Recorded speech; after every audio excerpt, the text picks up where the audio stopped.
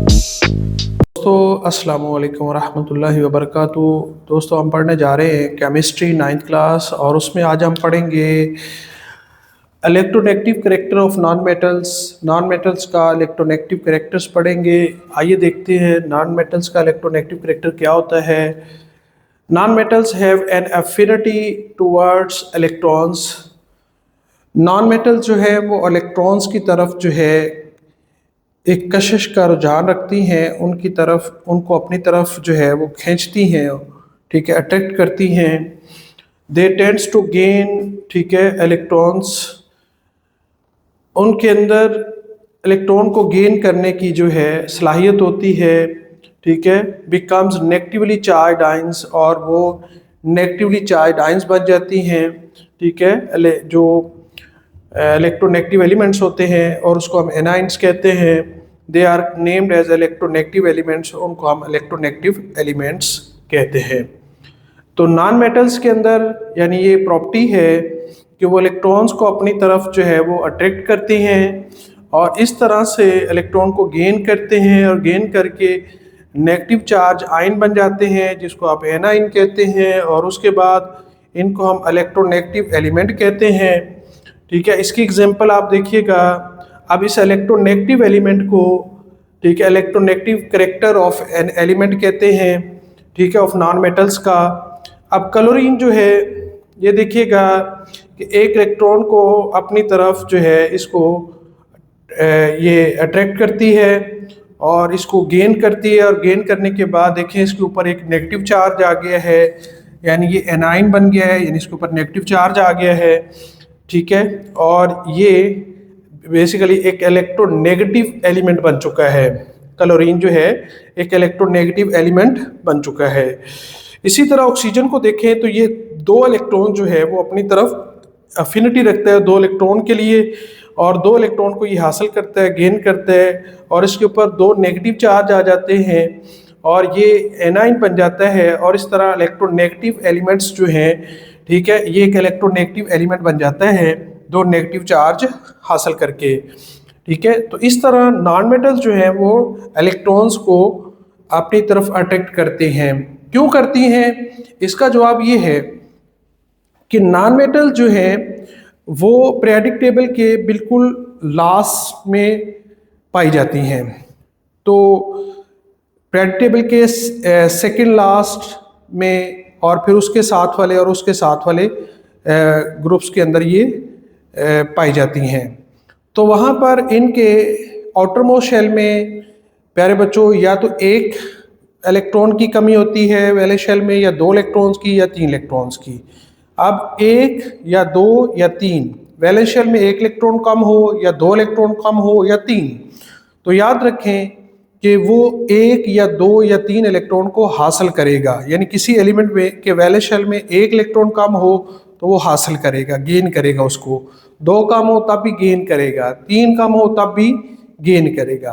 तो इसी वजह से नॉन मेटल्स जो होती हैं इनके वैलेंस शेल में एक या दो या तीन की कमी होती है इलेक्ट्रॉन्स की, तो लिहाजा ये उन इलेक्ट्रॉन्स को हासिल करती है यानी गेन करती हैं।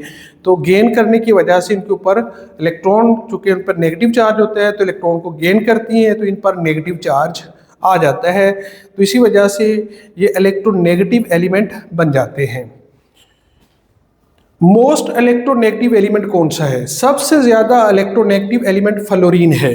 तो fluorine is the most electronegative element in the periodic table. तो पूरे पीरियोडिक टेबल में सबसे ज़्यादा जो इलेक्ट्रोनेगेटिव एलिमेंट है वो है फ्लोरीन F, उसके बाद ऑक्सीजन और उसके बाद नाइट्रोजन एंड सो ऑन। तो सबसे ज़्यादा इलेक्ट्रोनेगेटिविटी प्यारे बच्चों है फ्लोरीन की, तकरीबन 4 के करीब इसकी इलेक्ट्रोनेगेटिविटी है, उसके बाद ऑक्सीजन और फिर नाइट्रोजन की है। Reaction of non metals, non metal के जो रिएक्शंस हैं वो कैसे होते हैं, यानी इलेक्ट्रोनेगेटिव एलिमेंट्स के रिएक्शंस कैसे होते हैं। तो इलेक्ट्रोनेगेटिव एलिमेंट्स जो होती हैं नॉन मेटल्स जो हैं, ठीक है, ये easily react with the metals form, ठीक है, आयनिक बॉन्ड्स। ये फॉर्म करते हैं आयनिक बॉन्ड्स को, यानी ये आसानी के साथ, ठीक है, मेटल से रिएक्ट करके, यानी नॉन मेटल जो है ये मेटल से रिएक्ट करके आयनिक बॉन्ड बना लेते हैं। नॉन मेटल्स मेटल से रिएक्ट करके आसानी से आयनिक बॉन्ड बना लेते हैं। तो पहले ये एक किस्म का रिएक्शन ये करते हैं कि नॉन मेटल जो है इनको इलेक्ट्रॉन चाहिए होते हैं नहीं। मिसाल के तौर पर आप इसकी मिसाल यूँ ले ले, जैसे सोडियम है, इसके पास एक इलेक्ट्रॉन, ठीक है, ज़्यादा होता है और ये इसको एक इलेक्ट्रॉन खारिज करके पॉजिटिव यानी कैटाइन बन जाती है। और क्लोरीन को एक इलेक्ट्रॉन चाहिए होता है और ये क्या है, ये हमारे पास नॉन मेटल है और इसको एक इलेक्ट्रॉन जो है, जो इलेक्ट्रॉन इसने खारिज किया है वो क्लोरीन क्या कर लेगी, वो इसको गेन कर लेगी और क्लोरीन पर आ जाएगा नेगेटिव चार्ज। अब ठीक है, ये पॉजिटिव और नेगेटिव आपस में क्या करेंगे, मिल जाएंगे।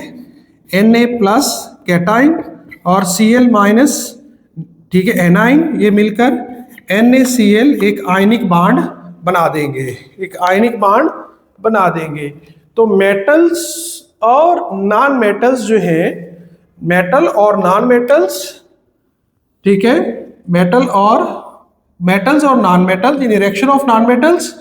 तो नॉन मेटल्स को रिएक्शन जो है वो आसानी के साथ रिएक्ट कर लेते हैं मेटल के साथ और कौन से बॉन्ड बनाते हैं, आयनिक बॉन्ड फॉर्म करते हैं। तो ये आयनिक बॉन्ड बनाते हैं। कौन से बॉन्ड बच्चों बनाएंगे, आयनिक बॉन्ड बनाएंगे। मेटल के साथ मिलकर नॉन मेटल जो है वो आयनिक बॉन्ड बनाएंगे। तो नॉन मेटल हमेशा मेटल के साथ मिलकर आयनिक बॉन्ड बनाएंगे, जैसे एक मिसाल आपके सामने आ चुकी है। इसी तरह reaction with other non metals, कुछ दूसरी नॉन मेटल से भी ये रिएक्शन करते हैं। सबके सब ये आयनिक बॉन्ड नहीं बनाएंगे, कुछ वैरायटी ऑफ मॉलिक्यूलर सब्सटेंस भी बनाएंगे, यानी मॉलिक्यूलर यानी मोलेकुलर सब्सटेंस भी ये, मॉलिक्यूलर सब्सटेंस भी ये बनाएंगे। तो reaction with other non metals यानी दूसरी नॉन मेटल से ये रिएक्शन करके बहुत सारे वैरायटी, कई किस्म के जो है ठीक है, मॉलिक्यूलर सब्सटेंस भी ये बनाएंगे। तो ये था हमारा आज का टॉपिक। उम्मीद करता हूँ आपको ये समझ में आ चुका होगा। अपना बहुत सारा ख्याल रखिएगा। अल्लाह हाफिज़।